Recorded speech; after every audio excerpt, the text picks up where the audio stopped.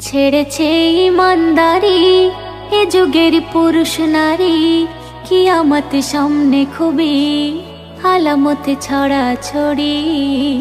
কোরআনের বিধান ছেড়ে কুফরি পথটি ধরে বদিন জীবন গড়ে করে খুব ছল চাতুরি। ছেড়েছে ইমানদারি, ছেড়েছে ইমানদারি। মসজিদে নামাজের তরে হইয়া যান, আর ঘরে ঘরে চলছে টিভি সিডির গান।